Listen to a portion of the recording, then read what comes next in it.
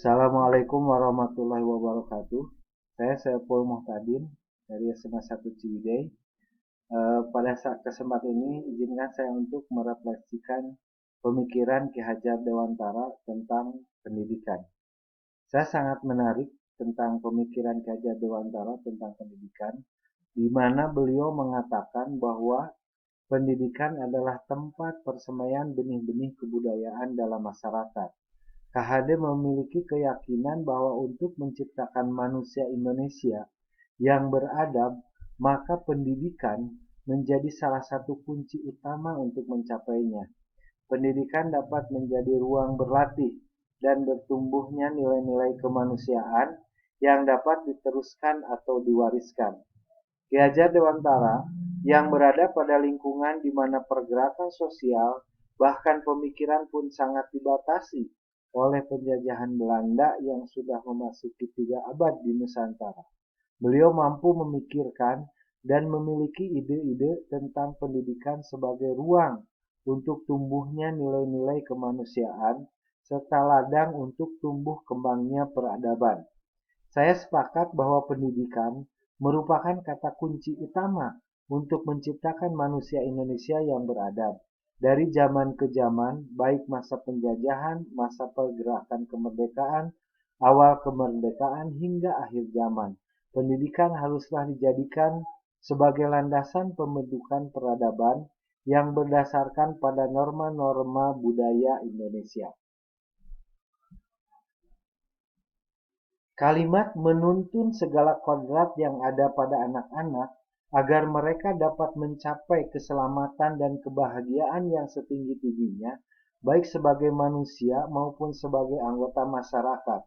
Oleh sebab itu, pendidik itu hanya dapat menuntun tumbuh atau hidupnya kekuatan kodrat yang ada pada anak-anak, agar dapat memperbaiki lakunya bukan dasarnya hidup, dan tumbuhnya kekuatan kodrat anak merupakan rangkaian pemikiran yang sangat luhur untuk diresapi dan dicermati semua pendidik di Indonesia.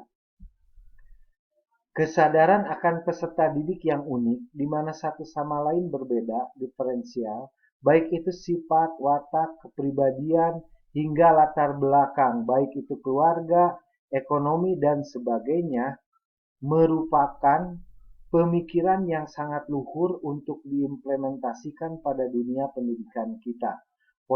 Posisi guru sebagai pamong untuk dapat menuntun peserta didik yang berbeda-beda tersebut mencapai atau meraih keberhasilannya.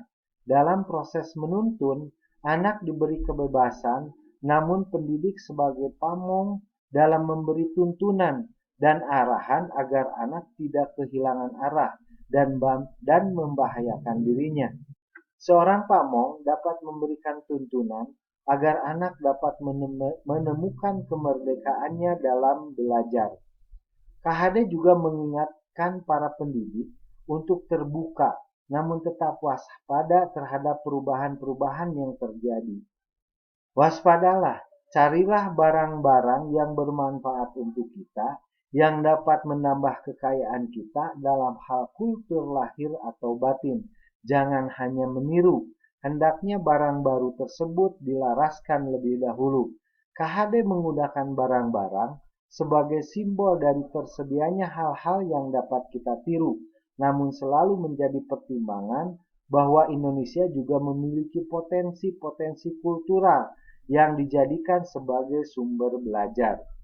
Hal di atas sebagai pengingatan kepada kita sebagai pendidik serta pengambil kebijakan dunia pendidikan kita yang terkadang kita menangkap seolah terdapat kegamangan yang cukup besar terjadi di dunia pendidikan kita.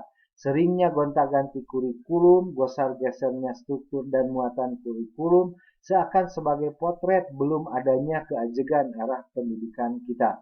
Saya berharap dengan mempelajari filosofi Ki Hajar Dewantara, saya mampu mengimplementasikan pengetahuan saya secara bertahap, baik dalam proses pembelajaran yang saya laksanakan, maupun nantinya dapat diimbaskan pada rekan-rekan seprofesi, baik di satuan pendidikan di mana saya berada, maupun dalam komunitas pendidikan yang diikuti. Demikian filosofi kritis yang dapat saya sampaikan. Terima kasih. Wassalamualaikum warahmatullahi wabarakatuh.